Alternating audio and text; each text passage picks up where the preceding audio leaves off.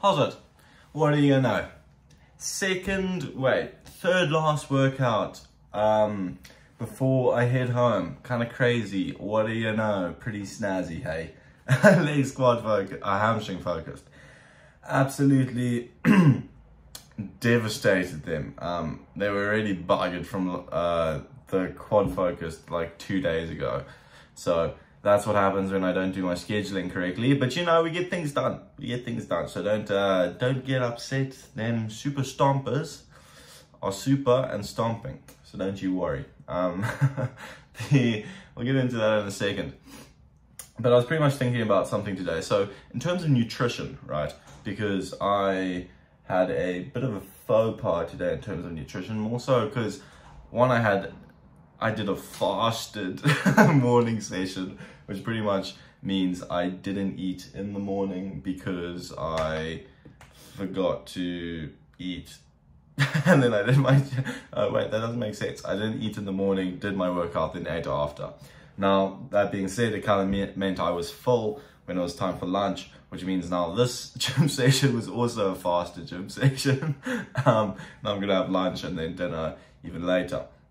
Now, that's not necessarily an issue. I'm getting all my nutrients in, I'm getting all the calories in within the day. It's just, you know, being laid out a bit differently and a bit wrong and a bit late. So, the reason I mention this and I bring this up is because it's kind of just a case of stopping, thinking and realizing, why have I done this, and like what was the purpose, and like just taking a step back and actually thinking and looking from an outside perspective why I did it. Because ultimately it is affecting my performance, which is unfortunate, but you know, it's the reality behind not eating, and it goes the same with not sleeping, not working out effectively. And often when you miss not eating and not sleeping, your working out is not as effective as it could be. So, you know, it all plays into each other. But what I kind of, you know, I looked deeper into it and I was like, why was I not eating today? And the simple answer is I was lazy. You know, it's as simple as that. You know, you get lazy, you don't feel like making the food, which can be one thing, which in my case, it isn't the making the food. It's more the, you know, actually eating it, because, you know, I've gotten some serious flavor boredom because the last 100 days I've had the exact same breakfast, lunch and dinner. Now, you know, that's partially my fault, but it's also living on a budget. And, you know, you got to sacrifice certain things. You got to sacrifice flavor for gains, in my case at least, because I don't have money. That's not the end of the world. But, you know, it kind of, then again, you take a step back and you look deeper into it and you're like, okay, well, ultimately me skipping this because I'm being lazy and not wanting to eat because it tastes boring is affecting other aspects of my potential in the form of bump and, you know, gain, growth, and ultimately energy, sleep, recovery, everything. Everything is affected by not eating my meals. Now, the interesting thing is, you know, you can analyze it and you can be like, ooh, okay, I've done this, whatever. And, you know, my nutritional value is down and I haven't been getting the correct nutrients, which means I'm not energized, etc., etc. So you found the source. Brilliant. So I found the source, okay? But now the next big issue is, are you just going to sit there and be like, look at me, I'm so smart. I followed some trails and found the reason why I'm not strong. Or are you actually going to blooming change it and figure it out and, like, you know, correct your errors, which is what you should be doing. Because as we say, a hopeless man is a man who refuses to change. And if you're not willing to change when it comes to nutrition, sleep and bump, you're not going to gain muscle, which is what we're here to do, you know. We're here to get big biceps, get big hamstrings. Well, today's case, big hamstrings, because absolute unit. And yeah, get on with it. Well, anyway, let's have a quick breakdown. What did we get into today? So we didn't superset, but we did hamstring seated curls. We kind of went medium weight today. Medium to heavy for one of the sets, and then I realized I was enjoying slightly lighter and just focusing on the squeeze rather than just that aggressive pull down. You know, I got a decent pump, went and moved on to standing hamstring curls. And again, I actually went heavier for these because on the previous hamstring curl day, I realized I was going way too light. So we went heavier, and what do you know? They hurt, my hamstrings hurt a lot more than they did last week. So it's pretty obvious. You can kind of tell where the like fill in the missing, you know. So the missing bit was I was being lazy. So whatever. Both of which just really focused mainly on the squeeze rather than the heavy movement.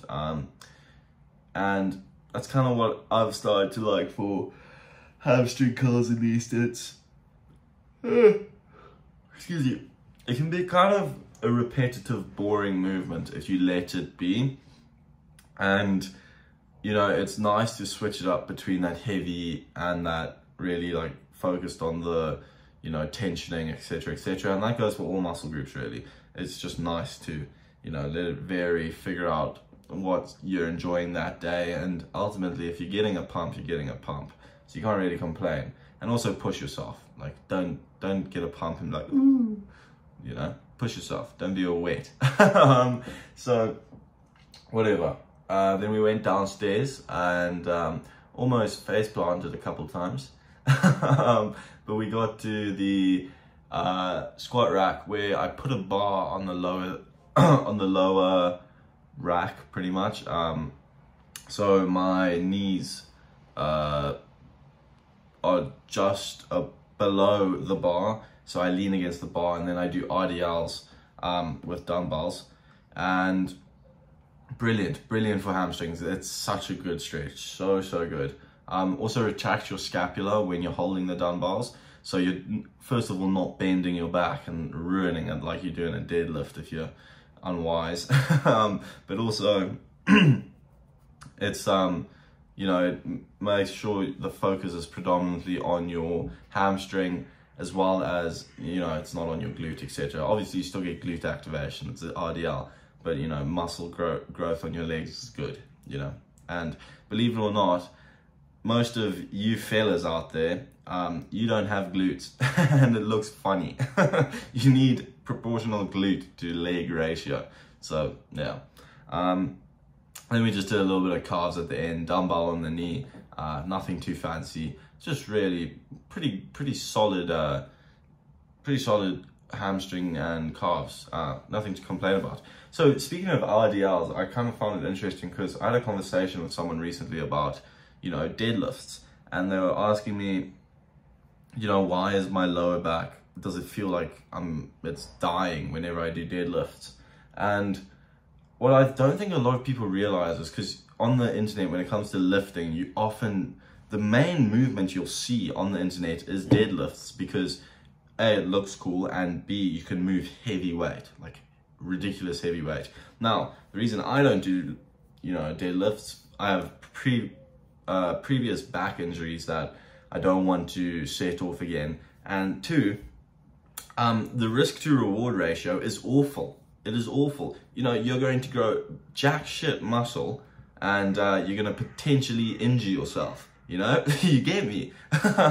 So if you don't have an interest in, like, you know, essentially looking cool, I mean, then again, no, actually, if you don't have an interest in competing competitively in terms of deadlifts, I don't think you should be doing deadlifts for gaining muscle. There are way better exercises that focus on those muscle groups than deadlifts. Yeah, anyway, that's my state of mind, at least. Well, anyway, I hope you've enjoyed watching. I hope it's been slightly interesting. You know, you can implement smidgen into your life. However, take everything I say with a grain of salt, because I'm no doctor, no genius, no scientist. I'm just some fella. But whatever, I hope you've enjoyed, and you know, at the very least, I hope it's been a little bit of food for thought.